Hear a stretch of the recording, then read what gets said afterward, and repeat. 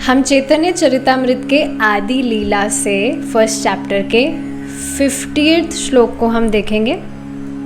देखिए 49th श्लोक में हमने क्या देखा था? 49th वर्स में तेषां सतत युक्तानां भजतां प्रीतिपूर्वकं ददामि बुद्धि योगम तम येन माम उपयान्ति ते। ये भगवत गीता से श्रीला कृष्णदास कविराज गोस्वामी जी कोट किए हैं, जिसमें अभी तक हमारा डिस्कशन चल रहा है शिक्षा गुरु और चैत्य गुरु के विषय में। तो भगवत गीता में भगवान कृष्ण बताते हैं कि जो व्यक्ति सतत युक्त होकर प्रीति पूर्वक मेरा भजन करता है, पैसे के लिए नहीं, मैं उसको बुद्धि योग प्रदान करता हूँ, जिससे वह समझता है कि वह मेरे पास कैसे आए। तो भगवान किस तरह से चैत्य गुरु के रूप में काम करते हैं, कार्य करते हैं, वह हमें इस भगवत गीता के श्लोक से मालूम चलता है।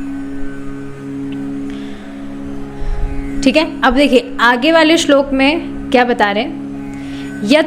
यथा ब्रह्मणे भगवन् स्वयं उपदिश्यान्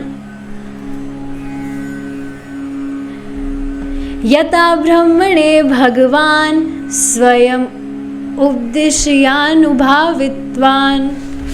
देखिए क्या बताया जा रहा है।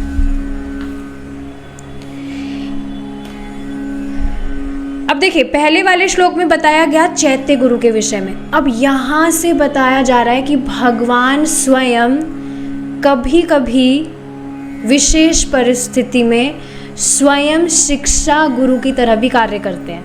जैसे यहाँ बताया जा रहा है, यथा जिस तरह ब्रह्मणे भगवान, ब्रह्मा जी को भगवान ने स्वयं उपदिश्य अनुभावित्वान, स्वयं ब्रह्मा जी को भगवान ने ज्ञान दिया, उपदेश दिया।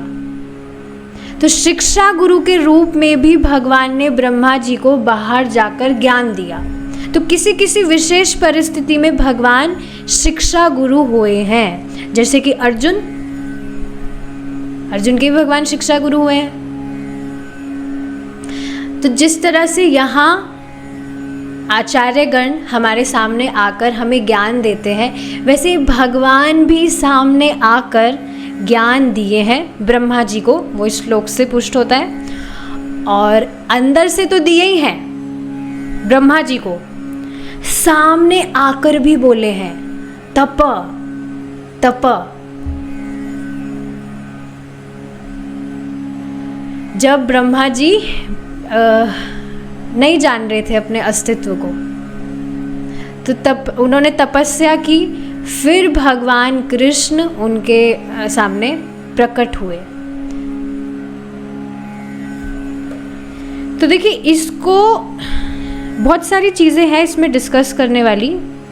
इसको देखिए चतुर्श्लोकी भागवत कहते हैं, जिसमें भगवान विष्णु ब्रह्मा जी के सामने प्रकट हुए। ब्रह्मा जी ने तपस्या की थी, उनकी तपस्या पूरी होने के बाद में भगवान ने उनको दिव्य ज्ञान दिया। और दिव्य ज्ञान में 4 मूल जो श्लोक हैं वो बोले। जो श्रीमद् भागवतम है उसी को चतुर्श्लोकी भागवतम कहते हैं। और उसी का विस्तार रूप जो है, जो पूर्ण है, वो श्रीमद् भागवतम है जो हम सुनते हैं। चतुर्श्लोकी भागवतम जो है वो भगवान ने ब्रह्मा जी को ज्ञान दिया, और उन्हीं श्लोकों का जो विस्तार रूप है वो हम श्रीमद् भागवतम में पढ़ते हैं।